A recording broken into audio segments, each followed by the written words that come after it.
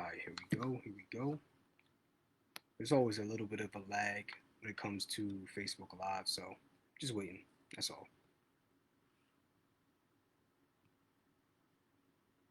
Here we go.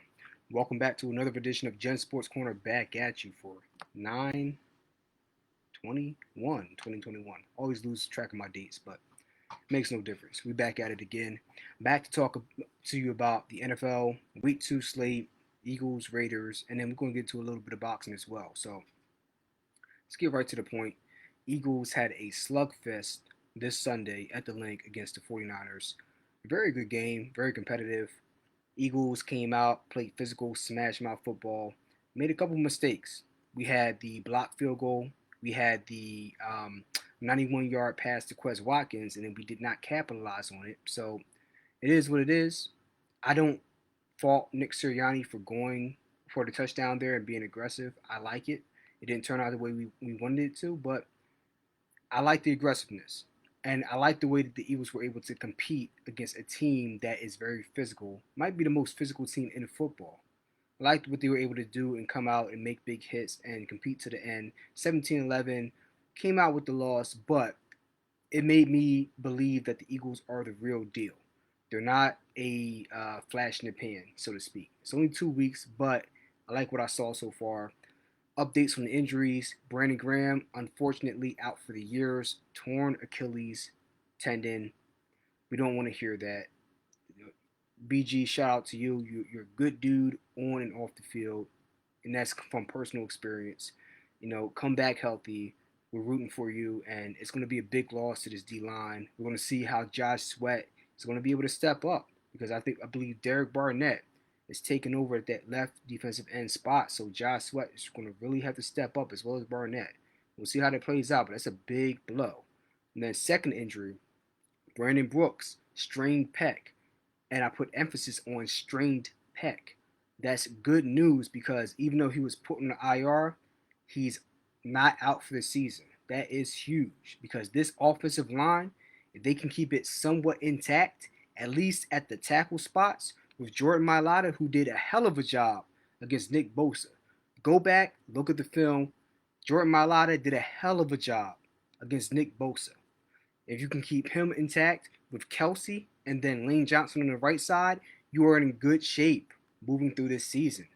Because if you're able to control the trenches, you control the field. Same as if you play chess, if you can control the middle of the board, you control the entire game.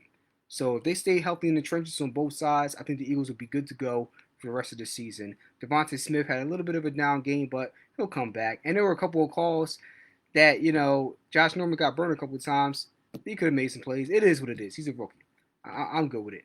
So I like what I saw out of it. That's my personal opinion. Let me know what you think. And then the Raiders, I picked the Steelers to win, and the Raiders came out and proved me wrong. They went across country on a short week and whooped up on the Steelers. Steelers came back near the end, but the Raiders, without Josh Jacobs, were able to control the pace of the game. Derek Carr looked very good, making good throws. We were able to control the ground game. I was impressed. I was shocked. I was very shocked. Raiders 2-0, one of the only two 2-0 teams in the AFC. Us and the Denver Broncos in the same division. How about that? Teddy Bridgewater out there throwing dimes. So Raiders, Eagles, even though the Eagles got one loss, I like what I saw. So that's on that front. And then the Sixers. Ben Simmons reportedly is not going to show up for training camp. There are fines in place. There are going to be some things that are going to affect him on that front. This is a very fluid situation because Ben Simmons not happy with his current spot with the Sixers after that rough playoff loss against the Hawks in that series. His trade value is a roller coaster ride, right? We don't know what's going to happen with Ben Simmons. Who's coming here? When is he leaving out? We don't know. But that is not a good look for Ben Simmons. If there's any city that you don't want on your back, it's Philadelphia. Philadelphia, New York, Boston, though LA is kind of fair weather. But the East Coast teams, Boston, New York, Philly, you don't want those fans on your back. because once you lose those guys, they're on you to the day you die. It gets that deep. People that aren't in sports, maybe they don't understand it. It's that real. It affects people on an everyday level because even though we know sports is not a do or die situation, it affects the way people, I don't know, the way they say hi to each other on a daily basis, the way they treat each other.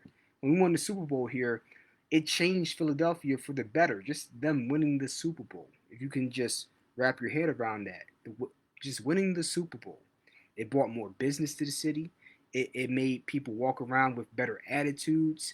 It just changed the complexion of this city. You look at downtown Philly ever since they won the Super Bowl, and you tell me if you haven't seen a change.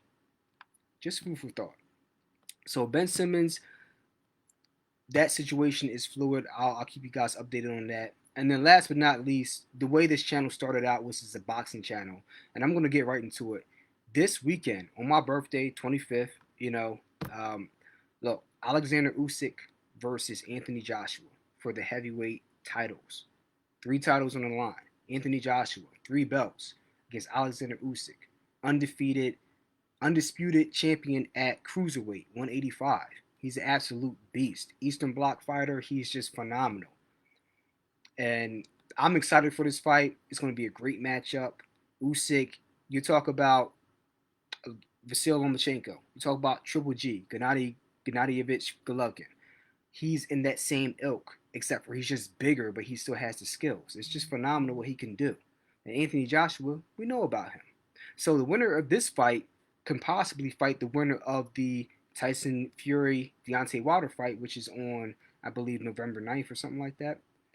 So you have 2 fights back-to-back months that are really going to set the stage for who's going to be fighting for all the belts when you think about that. And look, I still think Tyson Fury is a favorite to win that fight, but Deontay Wilder looks like a completely different fighter since the delay due to the virus situation, right? I don't want to say the name of it. So that's going to be an interesting one. And then, look, I'm picking Joshua to win this fight, but Usyk, he's right there. I think it's going to be a very close fight with Joshua edging it. But Usyk, he's that dude.